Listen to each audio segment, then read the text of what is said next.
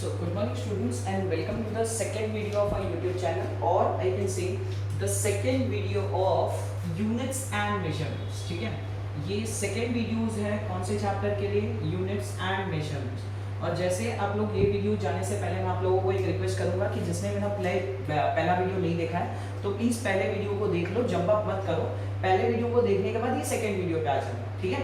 अच्छा, तो पहले वीडियो पे गाइस आप लोगों को अगर याद होगा तो मैंने आपको एक होमवर्क क्वेश्चन दिया था। मैंने आपको बोला था कि ये बॉडी ए से चल रही है, उसने 10 केजी का शुगर पैकेट उठाया और उसने चलाया है 10 मीटर, ठीक है।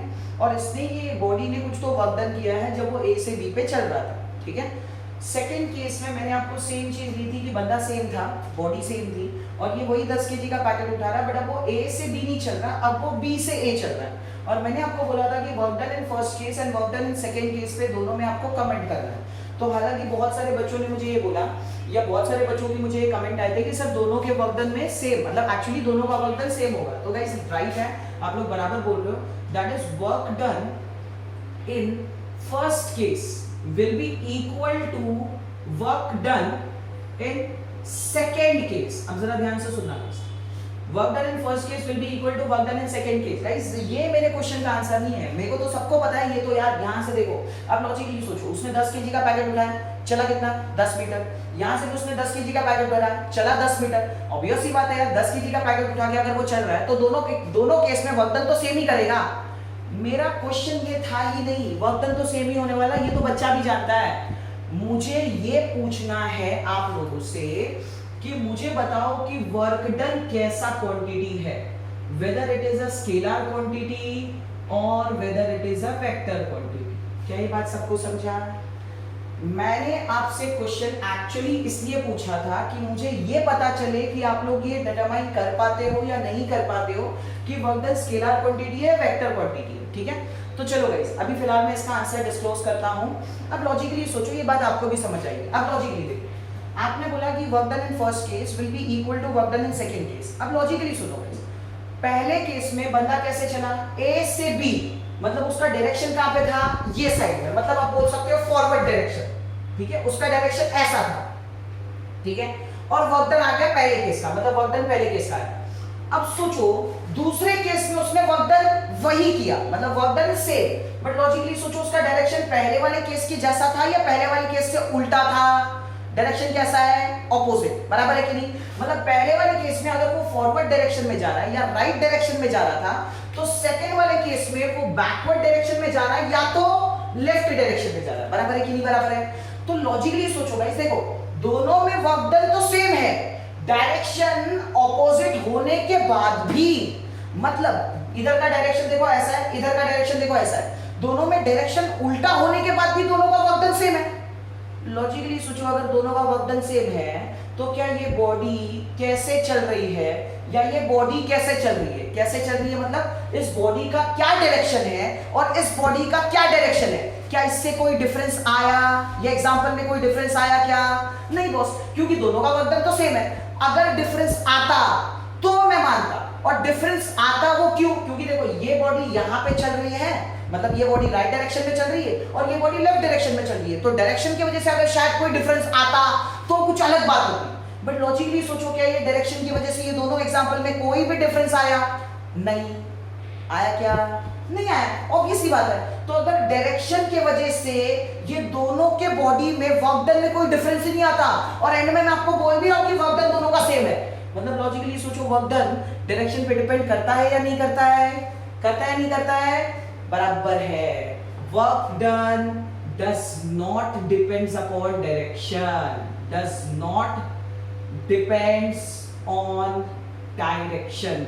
मतलब गाइस वर्क डन के लिए डायरेक्शन का कोई रिक्वायरमेंट नहीं है, आप ऐसा चलो ऐसा चलो, अगर आप डिस्टेंस सेम ट्रैवल कर रहे हो तो वर्क डन कैसा रहेगा, सेम, बराबर है कि नहीं। मतलब सर अगर वर्क डन में डायरेक्शन का कोई रोल ही नहीं है, डायरेक्शन का कोई इन्वॉल्वमेंट ही नहीं है, तो अगर डायरेक्शन का इन्वॉल्वमेंट ही नहीं है तो वर्क डन कैसा क्वांटिटी होगा, वेक्टर या स्केलर, वेक्टर या स्केलर। तो yes, work done will always be a scalar quantity. क्या ये बात सबको समझ आ गई? समझा नहीं समझा? पक्का? ठीक है। तो गाइस जैसे मैंने अपने पहले वीडियोस में बोला था आप लोगों को कि स्केलर क्वांटिटी का मतलब होता है उसको सिर्फ मैग्नीट्यूड चाहिए, डायरेक्शन की जरूरत नहीं होती। वेक्टर्स क्वांटिटी को both magnitude as well as directions चाहिए। तो आज मैं आपको थोड़ी थियरी नोट्स लिखाऊंगा रिगार्डिंग स्केलर्स एंड वेक्टर्स, और मैं आपको एग्जांपल्स भी दूंगा कि आपको लिखना कैसे, ठीक है। तो सबसे पहले हम लोग बात करेंगे स्केलर क्वांटिटीज की, ठीक है। अच्छा पहले मुझे बता दो, ये सबको समझ आ गया क्या? सबको समझा? वर्क डन डायरेक्शन पे डिपेंड नहीं करता, इसलिए वर्क डन कैसा क्वांटिटी है? Scalar quantity. पक्का सबको समझ आया? ठीक है, तो चलो आगे बढ़ते हैं। अब देखो, सबसे पहले तो मैं आप लोगों को स्केलर्स और वेक्टर्स का डेफिनेशन दूंगा और उसके एग्जांपल्स भी दूंगा, बट एग्जांपल्स पहले मैं आपको समझाऊंगा, उसके बाद हम लोग एग्जांपल्स को लिखेंगे, ठीक है। तो चलो पहले मैं आप लोगों को बता देता हूं स्केलर क्वांटिटी के बारे में, ठीक है। तो देखो स्केलर क्वांटिटी, इसका एक थ्योरी है या फिर इसका जो भी नोट्स है वो दे रहा हूं अभी फिलहाल के लिए। स्केलर क्वांटिटी, तो देखो एक्चुअली क्या होता है ना गाइस, डेफिनेशन लिखते टाइम पे हमको थोड़े से ऐसे वर्ड्स यूज करने पड़ते हैं जो हमको यूज में लाने पड़ते हैं। अब देखो स्केलर क्वांटिटी मतलब मुझे इसका डेफिनेशन देना है, तो देखो इसका डेफिनेशन ऐसे लिखा जाता है, द फिजिकल क्वांटिटी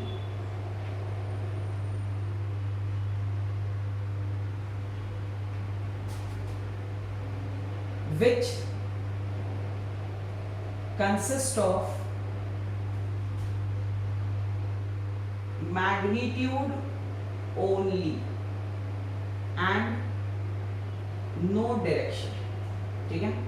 मतलब मैंने क्या बोला तो ध्यान से देखो, the physical quantity which consist of magnitude only and no direction, ठीक है। आप लोग यहाँ पे जो ऐसे भी लिख सकते हो, the physical quantity which consist of magnitude only, ठीक है, is known as a scalar quantity. तो मैंने यहाँ पे सिर्फ एक छोटा सा इंकल्जन दिया है, the physical quantity which consist of magnitude only and no direction is known as scalar quantity, ठीक है। और अभी फिलहाल के लिए मैंने आपको एक स्केलर क्वांटिटी का एग्जांपल्स दे दिया है, और याद करो वो स्केलर क्वांटिटी का एग्जांपल क्या था? जल्दी बोलो। अभी जस्ट थोड़ी देर पहले मैंने वो स्केलर क्वांटिटी का एग्जांपल दिया, बराबर है ना? हाँ बराबर है, दैट इज वर्क डन। तो work done is a scalar quantity. क्या बात समझा? हालांकि हमको 3 एग्जांपल्स लिखे हैं, अभी के लिए फिलहाल मैंने एक ही एग्जांपल्स लिखा है। वीडियो जैसे प्रोसीड होगा हम लोग इसमें और 2 एग्जांपल्स बढ़ाने वाले हैं। क्या बात समझा? ठीक है। तो सबसे पहले मैंने आपको सिर्फ एक स्केलर क्वांटिटी का एक फिजिकल मतलब एक डेफिनेशंस लिख के दे दिया है। तो डेफिनेशंस क्या है? The physical quantity which consist of magnitude only and no direction is known as a scalar quantity. क्या सब लोगों ने लिख लिया? चलो सब लोग ने लिख लिया क्या? ठीक है। तो चलो अभी फिलहाल किसके बारे में बात करते हैं? वेक्टर्स। वेक्टर्स का भी एक ऐसा छोटा सा डेफिनेशन दे देता है। तो देखो मैं थोड़ा चेंजेस करता हूं, जहां पे मैंने स्केलर लिखा था वहां पे मैं फिलहाल वेक्टर्स कर देता हूं। तो इसको मैं लिखता हूं वेक्टर्स क्वांटिटी, ठीक है, वेक्टर्स क्वांटिटी। तो देखो ये इतना तो चेंज सेम ही रहेगा। देखो the physical quantity which consist of magnitude only, नहीं उसमें याद है तो आप लोगों को वेक्टर्स क्वांटिटी में मैग्नीट्यूड भी चाहिए होता और डायरेक्शन भी चाहिए होता। तो देखो इतना सेम रहेगा। देखो the physical quantity which consist of, तो यहाँ पे कंसिस्ट ऑफ, यहाँ पे बस इंकल्जन्स करना पड़ेगा, of both magnitude as well as direction, magnitude as well as direction. समझा? समझ में आया? देखो मैंने क्या किया, मैंने बस पहले वाले डेफिनेशन में थोड़ा सा चेंजेस कर लिया, ठीक है। मैंने आपको बोला the physical quantity which consist of both magnitude as well as direction is known as vector quantity. क्या ये बात सबको समझा? मैंने पहले वाली डेफिनेशन में थोड़ा सा चेंजेस कर लिया, तो डेफिनेशंस आप लोगों के लिए वैसे भी रटना इजी हो जाता है। और देखो एक चीज है, फिजिक्स में थोड़ा रटना है और बाकी सब समझना है। अब रटना क्या क्या है? तो रटना ये सब डेफिनेशंस ये सब है, ठीक है। तो the physical quantity which consist of both magnitude as well as direction is known as a vector quantity. अब वेक्टर क्वांटिटी का एग्जांपल्स क्या आएगा? तो याद करो पहले लेक्चर में मैंने आपको एक एग्जांपल दिया था और वो एक एग्जांपल था फोर्स। याद है? मैंने आपको बोला था ये मार्कर को आगे बढ़ाना है, तो आगे बढ़ाने के लिए आपको क्या चाहिए होता है? फोर्स। तो फोर्स जब आगे बढ़ाना है तो फोर्स को पीछे से लगाना पड़ेगा। तो याद करो पीछे बोलते टाइम पे मैंने बोला था कि डायरेक्शन आया। तो याद करो वेक्टर के लिए जो मैंने एग्जांपल दिया है वो एग्जांपल क्या है? फोर्स। तो force is a vector quantity. हालांकि मैं फिर से बोल रहा हूं कि जब भी आप स्केलर क्वांटिटी या जब भी आप वेक्टर क्वांटिटी लिख रहे हो तो आपके पास 3 एग्जांपल्स होने चाहिए। अभी फिलहाल मैं एक एग्जांपल्स दे रहा हूं क्योंकि बाकी 2 एग्जांपल्स के बारे में मैंने डिस्क्लोज नहीं किया, बट जैसे वीडियोस आगे प्रोसीड होगा मैं वो 2 एग्जांपल्स के बारे में भी बात करूंगा, ठीक है। चलो इतना सबने लिख लिया क्या? चलो जल्दी सबने लिख लिया इतना, ठीक है। आगे बढ़ते हैं। अब ध्यान से सुनो, चलो गाइस अभी देखो, सबको स्केलर क्वांटिटी और वेक्टर क्वांटिटी तो सबको क्लियर हो गई, ठीक है। अब ये चैप्टर्स की तरफ थोड़ा सा एक और स्टेप अहेड लेते हैं कि भाई ये चैप्टर्स में सर है क्या क्या, ठीक है। तो अब मैं ये चैप्टर्स के बारे में कुछ ऐसी बातें बताऊंगा जो आपने 10th स्टैंडर्ड में पढ़ी है, और जिससे हम थोड़ा सा जेई और नीट के कांसेप्ट्स को भी इवॉल्व करेंगे, जिसका नाम होता है डायमेंशंस। मैं आपको बताऊंगा कि डायमेंशंस एक्चुअली क्या होता है, बट फिलहाल के लिए अभी फिलहाल याद रखो कि जैसे जैसे प्रोसीड कर रहा हूं please go step by step. तो ठीक है, अभी चैप्टर्स में फिलहाल के लिए आगे जो हम पढ़ने वाले हैं that are the basics of units and measurements. तो यहाँ पे मैं लिख देता हूँ फिलहाल के लिए बेसिक्स, ठीक है। अब बेसिक्स में क्या क्या कर रहे हैं, तो हम में क्या कर रहे हैं, मैं कुछ आपको फिजिकल क्वांटिटीज दूंगा या कुछ ऐसी क्वांटिटीज दूंगा जिसके हमको यूनिट्स याद होने चाहिए। क्या याद होने चाहिए? यूनिट्स। तो वो थोड़ी हम लोग थोड़ा वो सब पे अभी फिलहाल ध्यान देंगे, ठीक है। तो सबसे पहला जो यूनिट मैं आपको देना चाहता हूँ या जो क्वांटिटी मैं आपको देना चाहता हूँ दैट इज लेंथ, ठीक है। अब ध्यान से देखो गाइस, लेंथ का सिंबल क्या होता है? कैपिटल L, और उसका यूनिट क्या होता है? मीटर, सेंटीमीटर, और इसका यूनिट होता है सर, एक और यूनिट होता है इसके पास, किलोमीटर। सर एक और होता है सर, मिलीमीटर, बराबर है। तो सर ये लेंथ की अपने पास 4 यूनिट्स होते हैं, मीटर, सेंटीमीटर, किलोमीटर, मिलीमीटर, बराबर है। वैसे ही गाइस अगर मैं बात करूं मास, तो मास का यूनिट होता है कैपिटल M, इसके यूनिट्स होते हैं किलोग्राम, ग्राम, पाउंड। सर ये 3 यूनिट्स होते हैं मास के, ठीक है।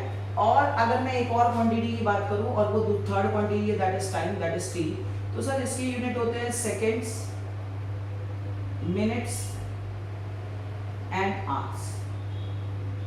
अब पहले तो बच्चों के दिमाग में यही नहीं आता कि सर हम हर बार लेंथ का यूनिट मीटर क्यों ले, सेंटीमीटर क्यों ना ले, मिलीमीटर क्यों ना ले, किलोमीटर क्यों ना ले।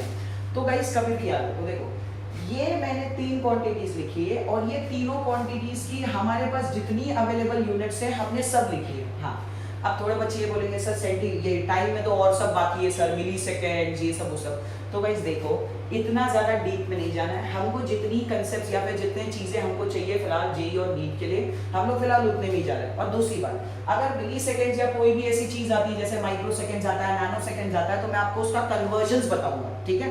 तो वो कन्वर्जन्स करके आपको सेकेंड्स में लाना है, ठीक है। बट अब उस पर डिबेट मत करना कि सर इसमें मिली सेकेंड्स भी आता है, माइक्रो सेकेंड्स भी आता है। तो ठीक है यार, आता है, ठीक है, आपको एक्स्ट्रा नॉलेज है, अच्छी बात है। बट फिलहाल के लिए अभी जितनी बातें कर रहा हूँ प्लीज उन बातों पे ध्यान दो, ठीक है। तो अब ध्यान से सोचो, तो यहाँ पे हो गया देखो लेंथ के लिए मीटर, सेंटीमीटर, किलोमीटर, मिलीमीटर, मास के लिए हो गया किलोग्राम, ग्राम और पाउंड, और टाइम के लिए हो गया सेकेंड्स, मिनट्स और आवर्स। अब बराबर है। अब गाइस होता क्या है, हमारे पास यूनिट्स तो बहुत सारी है, बट प्रॉब्लम क्या है पता है? फिजिक्स ना, फिजिक्स हमेशा याद रखना, फिजिक्स कोई भी यूनिट्स को अप्रोच करने नहीं देता। फिजिक्स कोई भी यूनिट्स को अप्रोच करने नहीं देता। फिजिक्स में यूनिट्स को डिफाइन करने के लिए मतलब हर एक क्वांटिटी को, अब क्वांटिटी का मतलब क्या है? जैसे लेंथ हो गया, लेंथ को मैं मेजर कर रहा हूँ, तो जैसे फॉर एग्जांपल कोई भी चीज का लेंथ मेजर करना है तो लेंथ एक क्वांटिटी हो गई। मास को भी मुझे मेजर करना है तो मास भी एक क्वांटिटी हो गई। तो कोई भी क्वांटिटी को अगर मुझे यूनिट देना है तो फिजिक्स ने उसको डिवाइड किया है, या फिर ये चैप्टर ने उसको डिवाइड किया है।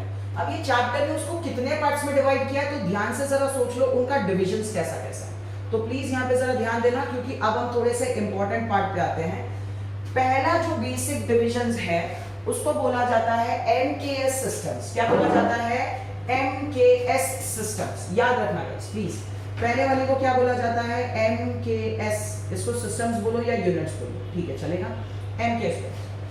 दूसरा वाला जो है उसको बोला जाता है CGS यूनिट्स, ठीक है, और तीसरा वाले को बोला जाता है SI यूनिट्स। अभी फिलहाल के लिए मैं आपको सिर्फ ये बोल रहा हूँ, जितना बोल रहा हूँ प्लीज वैसे याद रखो, जैसे पैटर्न में मुझे याद है वैसे ही याद रखो। और बिलीव करो ये सारी छोटी छोटी बातें हैं, वो छोटी छोटी बातें अगर हमको आ गई तो बाकी सारी चीजें तो एकदम मस्त ही जाएगी। बात समझे? तो देखो फिजिक्स ने या ये चैप्टर ने यूनिट्स को कितने पार्ट्स में डिवाइड किया? 3। एक तो MKS यूनिट्स, एक CGS यूनिट्स और एक SI यूनिट्स। क्या ये यूनिट सबको समझ आ गई? ठीक है। अब बोलोगे सर ये आया कहां से? तो गाइस देखो ये सारी होती कैसे है ना, हमारे पास कुछ तो इंडियन स्टैंडर्ड यूनिट्स होते हैं, ठीक है, ISU करके। तो उनके हिसाब से ही हमको ये तीनों यूनिट्स मिली है और हमको ये तीनों यूनिट्स पे ही अपनी पूरी फिजिक्स को चलाना है, ठीक है। पूरी फिजिक्स हमेशा ये तीनों यूनिट्स पे ही चलेगी। तो पहली यूनिट से एमकेएस यूनिट्स, दूसरी है सीजीएस और तीसरी है एसआई। अब मैं पहले तो इसका फुल फॉर्म लिख देता हूं कि एमकेएस यूनिट्स का मतलब क्या होता है। एमके यूनिट्स का मतलब होता है मीटर किलोग्राम सेकेंड्स, ठीक है। एमकेएस यूनिट्स का यूनिट मतलब फुल फॉर्म क्या हो गया, मीटर्स किलोग्राम सेकेंड्स। वैसे ही मैं सीजीएस का भी लिख लेता हूं, हाँ बोलो बोलो बोलो बोलो, बराबर बोल रहे हो, बराबर। सेंटीमीटर ग्राम सेकेंड्स, बराबर है। और जो थर्ड यूनिट्स हैं, हालांकि थर्ड यूनिट्स मैं बता देता हूं थर्ड यूनिट्स यूज कहां पे की जाती है, सारी बातें करेंगे हम लोग, बट अभी फिलहाल के लिए फुल फॉर्म याद रखो। थर्ड यूनिट्स होती है सिस्टम इंटरनेशनल यूनिट्स, ठीक है, सिस्टम इंटरनेशनल यूनिट्स, ठीक है। तो देखो पहली यूनिट जो है that is MKS units. MKS units को हमने क्या बोला है, मीटर किलोग्राम सेकेंड्स। दूसरी यूनिट जो है दैट इज सीजीएस यूनिट्स।